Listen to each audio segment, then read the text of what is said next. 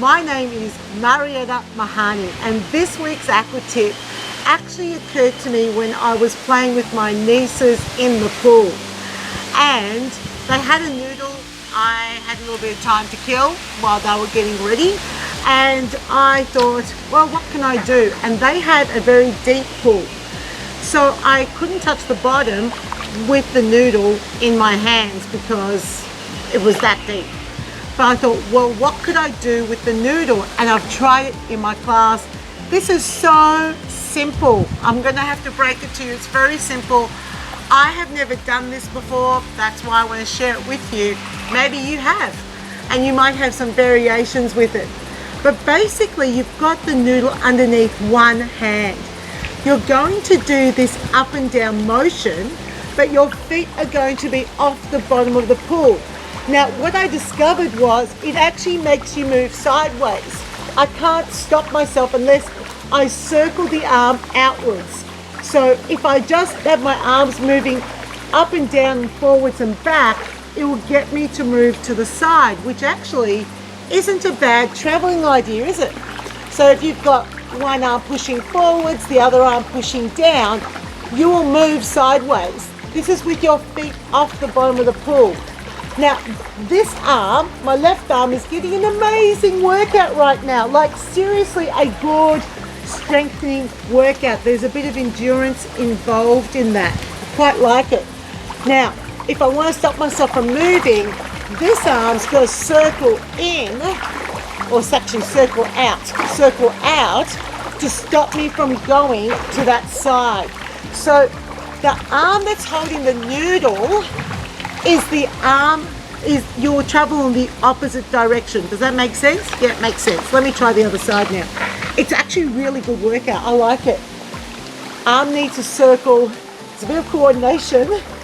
Needs to circle out. So let's get the arm going, get the legs going. Okay, and I can feel myself going here. So I need to circle out and the arm goes straight down. It's a bit like rubbing your tummy and patting your head at the same time. And clearly my coordination isn't that good on this side. How embarrassing. This is all caught on camera. I'm not perfect by any stretch of the, oh, here we go, I've got it, just took a little while. So I'm jogging up and down. Of course, if you're in deeper water, you can do this and push your feet all the way down, but you can also do this in chest depth water. And that's what I love, suspended moves that keep you can do in both depths. Now, a couple of things to note.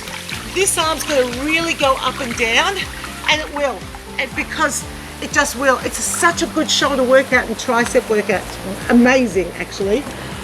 And then your legs are just moving up and down.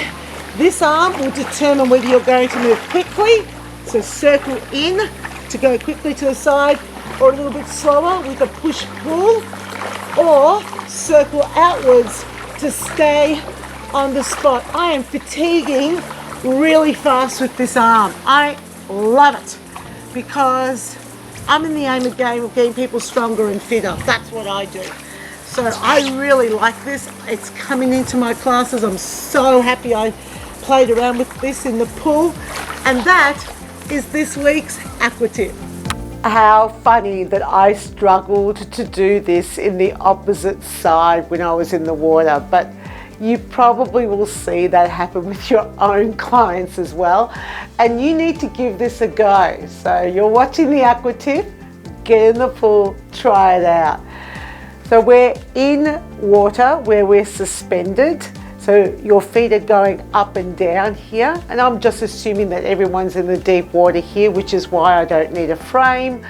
But you're lifting the knees up and you're pushing this arm down. Now, of course, the noodle will bend a little bit more when you're in the water. It's not going to be this straight, but you're pushing the noodle down. And what I like about this is it's a shoulder workout that doesn't require your arm to go up. Yeah. So great for strengthening shoulders for people who do have limited motion. So we're pressing the noodle down. So pressing the noodle down whilst you're jogging. And so if you want to travel, you're going to circle the arm in, and that's going to push you to the side, right? So you're circling the arm in. If you want to go slower and still travel to the side, you're going to push the arm forwards. And if you want to stay on the spot, you're going to circle the arm out. Now this is a little bit harder, and you really have to pull the arm out hard for them to stay on the spot. I would do all three, because I would actually start with the traveling move first, because that's the easiest one. This feels more like the coordination, it feels more natural. This one's a little different, okay, but it's not too bad. It's this one that's actually more challenging, and they'll have to work a lot harder with their body to stay on the spot, in particular that arm. So whilst this arm is getting a great shoulder and tricep workout, this arm has to pull out. So as an instructor, the things that you want to focus on is cupped hand action or fingers slightly apart, and there's a real strong pull. Can you see how I'm demonstrating that? It's a pull out to the side, and that's going to keep people still.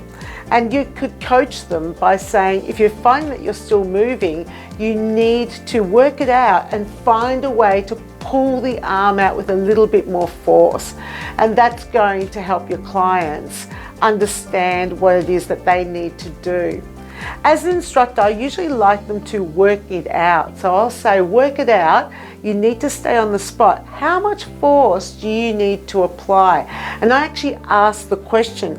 It's one of my popular coaching strategies with my participants is to ask them a question for them to take some autonomy about their own workout. And when you make people feel more autonomous about their workout, they're more likely to keep coming back to your class. Interesting, isn't it? But that's based on research. So make people feel empowered to not just work at your own pace, but to also work out how to do something so that they can get the desired result. Anyway, that was a fun little exercise I came up with while I was playing around with some kids in the pool, and I hope that you give it a go in your class as well. So thank you for joining me with this Aqua Tip. Please share it with your colleagues, hit the subscribe button and notifications so that you know when the next Aqua Tip is coming out.